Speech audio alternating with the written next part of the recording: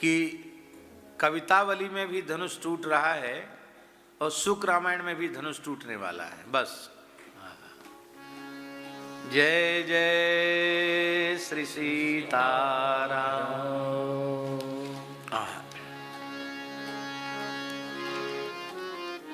श्री सुखदेव जी महाराज वर्णन कर रहे हैं,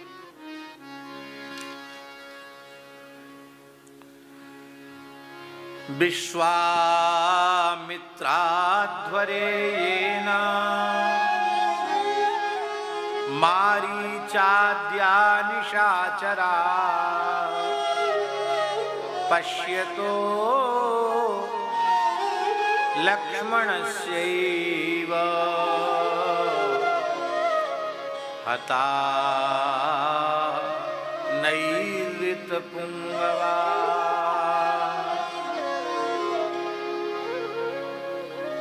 कल एकश्लोकीय श्री शुक रामायण का स्मरण किया गया। अब उस करोड़ों करोड़ों रामायणों में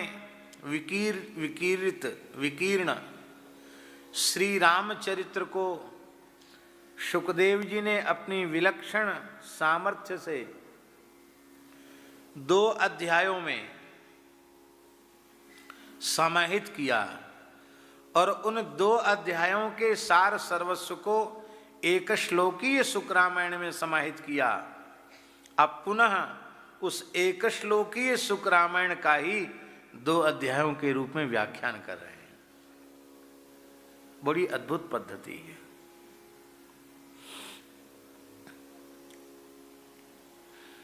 विश्वामित्राध्वरेयेन मारीचाद्या निशाचरा पश्यतो लक्ष्मणस्यैव हता नैऋतपुङ्गवा।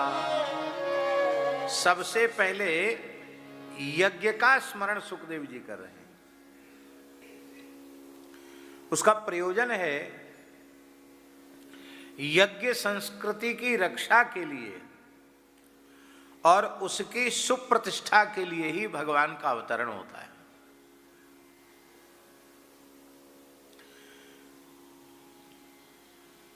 और सच्ची बात तो ठाकुर जी ये है, यज्ञ रक्षण, यज्ञ धर्म की सुप्रतिष्ठा ये भगवान के अवतरण का हेतु है। इतना तो है ही है, भगवान स्वयं प्रकट भी यज्ञ से ही हो रहे हैं।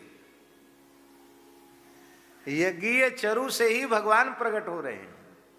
तो भगवान के प्राकट्य में भी मूल यज्ञ ही है। और हमको तो लगता है कि यज्ञेन यज्ञमयजन्त देवास्तानि धर्माणि प्रथमान्यासन्न तेना कम महिमाना सचंत यत्र पूर्वे साध्याः सन्ति देवाः।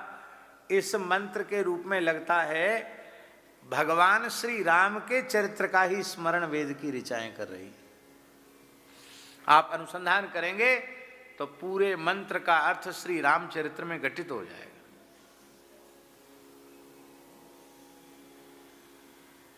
भगवान श्री राम के चरित्र में यज्ञ उनकी क्या कहना, यज्ञ से प्रकट होते हैं। और उपनयन संस्कार पूर्वक जब महर्षि वशिष्ठ के गुरुकुल में उनका प्रवेश होता है तो दंडधारी मौंजीय व्रतधारी ब्रह्मचारी वो क्या करता है, अग्नि की, गुरु की, वेद की उपासना करता है। दोनों समय ब्रह्मचारी समिधाधान करता है और ब्रह्मचारी का समिधाधान ही यज्ञ है।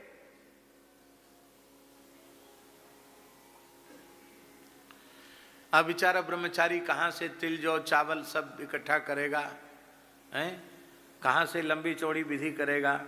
केवल पलाश की समिधा और शुष्क गोमय खंड, उन्हीं से वह अपने यज्ञ को संपादित कर लेता है। वहां भी राम जी के जीवन में यज्ञ है। और समावर्तन पूर्वक जब अयोध्या लौटकर आ रहे हैं तो राम जी की प्रथम यात्रा यज्ञ रक्षा के लिए। महर्षि विश्वामित्र के यज्ञ में असुर विघ्न करते हैं। इसके संबंध में एक बड़ी विलक्षण कथा है। यद्यपि महर्षि विश्वामित्र जी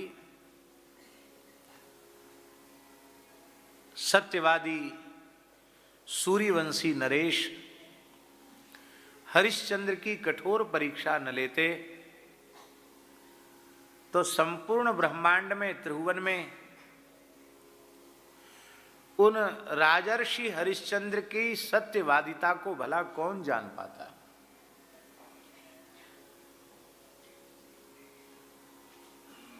अब परीक्षा भी सबकी नहीं ली जाती है, परीक्षा लेने योग्य हो उसकी परीक्षा ली जाती है। एक हम अपने विद्यार्थी जीवन की बात बताएं ठाकुर जी। वेदांताचार्य का अंतिम वर्ष था। श्री रामानुज वेदांत से हमने परीक्षा दी थी। हमारे रंग मंदिर के परम श्रद्धेय पूज्य गुरुदेव श्री स्वामी मधुसूदन आचार्य जी महाराज थे। बहुत अच्छे विद्वान और क्या कहना, वो भी एक अद्भुत महापुरुष थे। बड़े स्नेहपूर्वक पढ़ाते थे। तो हमको पता चला कि जो मौखिक परीक्षा होगी उसमें एक बनारस के विद्वान हैं, एक प्रयाग के विद्वान हैं और एक विद्वान जो हैं वो वृंदावन के हैं, पूज्य पंडित श्री वैद्यनाथ जी झा। तो हमको श्री वेदांती गुरु जी से पता चला कि वो भी 3 परीक्षा लेने वालों में एक हैं और वे विद्वान और आयु में वरिष्ठ होने से वे विशिष्ट हैं। तो मौखिक परीक्षा में पूछा जाएगा तो तीनों अलग अलग नंबर देंगे, बाद में फिर उसका एक अनुपात से नंबर दिया जाता है। तो हमको हुआ कि चलो झा जी गुरु जी तो परिचित हैं, महाराज जी के नाते से भी, गुरु जी के नाते से भी, तो चलें उनसे सिफारिश करवा के आवें कि थोड़ा परीक्षा में हमारा ध्यान रखना। बोलो वृंदावन बिहारी। तो हम सवेरे भोर में ही पहुंच गए। सवेरे 5 बजे वो संध्योपासन कर रहे थे निम्बार्क विद्यालय में। प्रणाम के गुरुजी संध्योपासन करके उठे। पहचानते तो थे ही, बड़ा स्नेह करते थे। आओ आओ आओ। कैसे आए सवेरे सवेरे? महाराज जी ने भेजा है। उन्होंने कहा महाराज जी ने तो नहीं भेजा, पर महाराज जी से आज्ञा लेके आए। क्या बात है? हमने कहा गुरुजी मौखिक परीक्षा में आप भी विराजमान रहेंगे तो हमारा थोड़ा ध्यान रखना।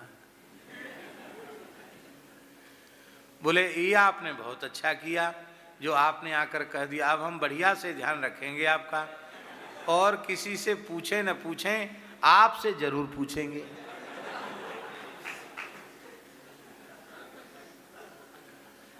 और आपने कहीं मेरे एक भी प्रश्न का उत्तर देने में गड़बड़ किया ना तो हम तो आपको अनुत्तीर्ण ही करेंगे, हम आपको 1 नंबर भी नहीं देंगे। झा जी ने कहा। हम मन में सोचे ले साहब हम तो आए सिफारिश करवाने। तो हमने कहा गुरुजी नाराज हैं क्या? बोले नहीं, हम तो बहुत प्रसन्न हैं आपके ऊपर, नाराज क्यों होंगे?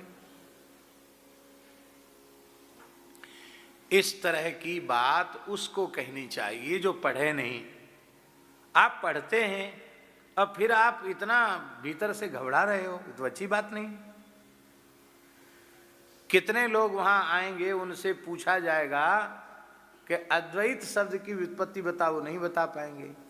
फिर विशिष्ट शब्द के साथ अद्वैत शब्द का क्या समास हुआ, क्या अर्थ है विशिष्टाद्वैत का, ये भी नहीं बता पाएंगे।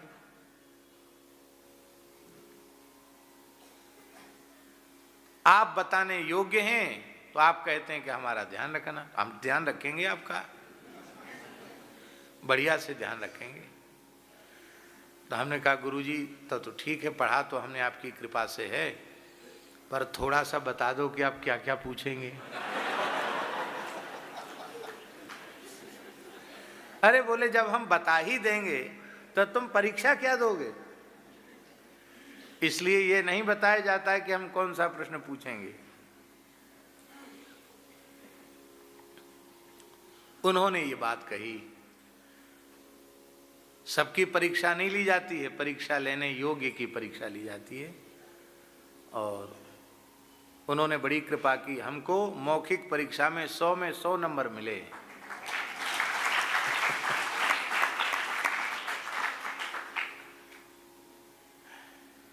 ये बात हम इसलिए निवेदन कर रहे हैं कि हरिश्चंद्र जी यदि परीक्षा के योग्य न होते तो विश्वामित्र जी उनकी परीक्षा क्यों लेते? और विद्यार्थी जितना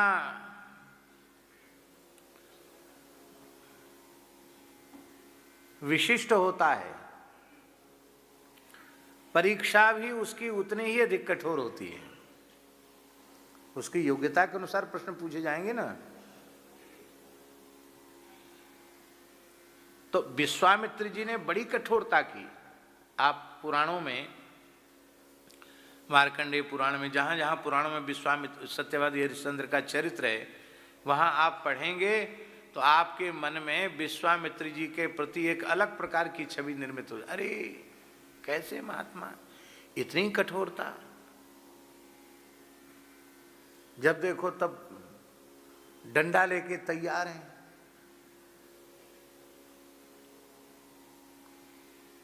कठोरता की भी पराकाष्ठा विश्वामित्र जी ने प्रकट की। पूरा चरित्र हमें नहीं कहना है, पुराण में आप देख लेना, आपने सुना है, जाना है, कैसा अद्भुत चरित्र है सत्यवादी हरिश्चंद्र का। हम लोग कहते हैं कि स्वप्न तो झूठे होते हैं, पर उनकी सत्य के समादर की भावना ठाकुर जी देखें। स्वप्न में दिया हुआ दान जागृत में ब्राह्मण आकर मांग रहा है तो दे दिया, दे ही नहीं दिया। प्रातःकाल उठते ही आपने राजमुकुट धारण नहीं किया, राज चिन्ह मैंने रात्रि में स्वप्न में जब एक ब्राह्मण को उसके नाम गोत्र का उच्चारण करके अपने संपूर्ण राज्य का दान कर दिया है, तब मैं राजवस्त्र कैसे धारण कर सकता हूं? एक धोती पहने हैं और उसी को ऊपर से उत्तरी के जैसा ओढ़े हैं। और जब प्रातः आन्निकृत्य संपन्न करने के बाद जब आ गए बाबा, स्वप्न में जो पधारे थे तो दे दिया। और फिर कहा कि अब ये मेरा राज्य है, दाता को अब यहां रहने का अधिकार नहीं है, जाओ निकलो यहां से। फिर इस दान की सांगता की सिद्धि के लिए दक्षिणा भी देनी पड़ेगी, नहीं तो दान दो तो उसकी सांगता की सिद्धि के लिए दक्षिणा देनी पड़ेगी। अब दक्षिणा कहाँ से देवें? सब कुछ तो बाबा जी को दे दिया, महर्षि विश्वामित्र को दे दिया, दें कहाँ से? उसको चुकाने का भी समय और स्वयं बिक जाना पड़ा, अपनी पत्नी को और अपने एकमात्र पुत्र का विक्रय करना पड़ा। और फिर उसमें भी स्वधर्म पालन में इस प्रकार की कठोरता कि अपने एकमात्र पुत्र की अंतिम क्रिया करने के निमित्त अपनी ही पत्नी से यह पहचान कर कि यह मेरी पत्नी है और यह जान कर कि यह मेरा पुत्र है, उससे यह कहना पड़ा कि यदि इस घाट पर संस्कार करना है तो कर देना पड़ेगा। आपको क्या हो गया है? आप क्या बोल रहे हैं? मुझे भूल गए हैं, पुत्र को भूल गए? बोले इस समय मुझे केवल सत्य स्मरण है, धर्म का स्मरण है, इसमें मुझे किसी का स्मरण नहीं। मैं अयोध्याधिपति हरिश्चंद्र नहीं हूं, कभी था। इस समय मैं डोमराज का आज्ञा पालक सेवक हूं। सेवक का धर्म अपने स्वामी की आज्ञा का अक्षर सब पालन करना है। मैं धर्म और सत्य से बंधा हुआ हूं। यदि तुम कर नहीं दे सकती हो तो ले जाओ इसको, कहीं अन्यत्र संस्कार करो, इस घाट पर संस्कार नहीं होगा। आज भी काशी में हरिश्चंद्र घाट है महाराज। और उस सती साध्वी पतिव्रता ने कहा, मेरे पास तो सोने की एक कील भी नहीं है, द्रव्य के नाम पर फूटी कौड़ी भी नहीं है, शरीर पर एक ही साड़ी है, वो भी फटी सी है, पर कुछ न कुछ तो टैक्स के रूप में देना पड़ेगा। मैं अपनी साड़ी फाड़ करके, अपना आंचल जैसे ही फाड़ा, धरती कांप गई, पुष्प वर्षा होने लगी, त्रिदेव प्रकट हो गए। कहा बस बस रहने दो, रहने दो, परीक्षा हो गई तुम्हारी।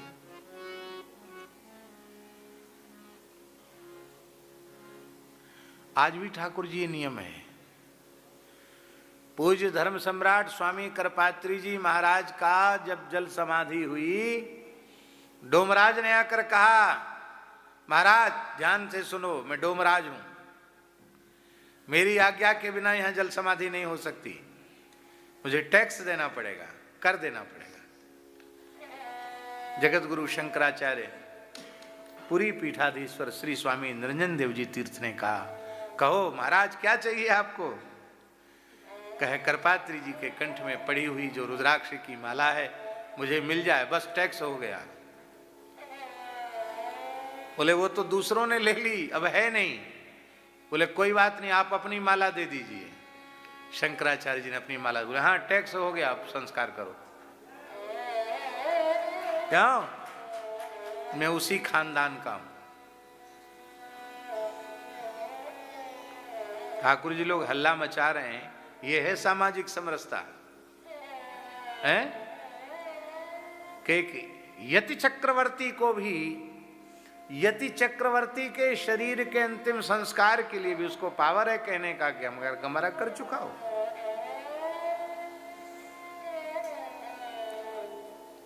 तो हम जो बात कहना चाहते हैं बस उसको हम कह दें। हम कहना ये चाहते हैं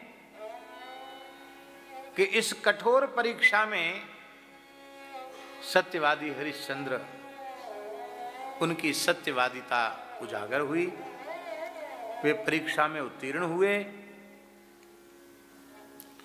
मृत पुत्र जीवित हो गया, अक्षय लोकों की प्राप्ति की वे प्रजा सहित अक्षय लोकों की प्राप्ति के अधिकारी हुए।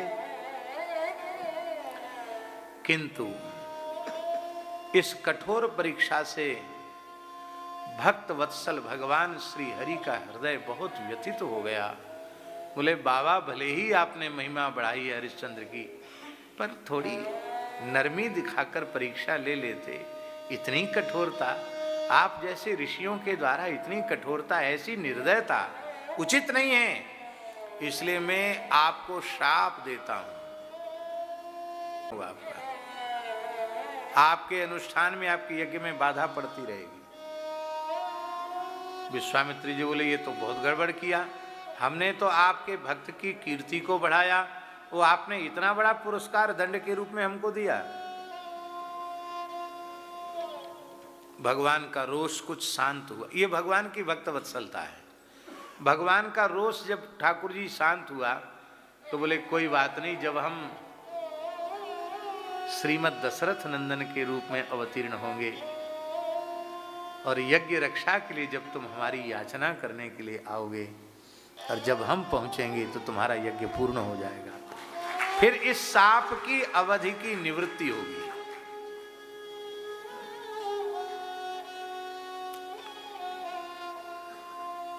वाल्मीकि रामायण में महर्षि वाल्मीकि कहते हैं, तेषाम निग्रहणे शक्तः स्वयं च कुशिकात्मजा। हे दशरथ जी, उन मारीच आदि दुष्ट निशाचरों के निग्रह के लिए तुम्हारी जरूरत नहीं है दशरथ जी की, और तुम्हारे पुत्रों की भी आवश्यकता नहीं है, क्योंकि तेषाम निग्रहणे शक्तः, उन असुरों के निग्रह के लिए विश्वामित्र जी स्वयं समर्थ हैं।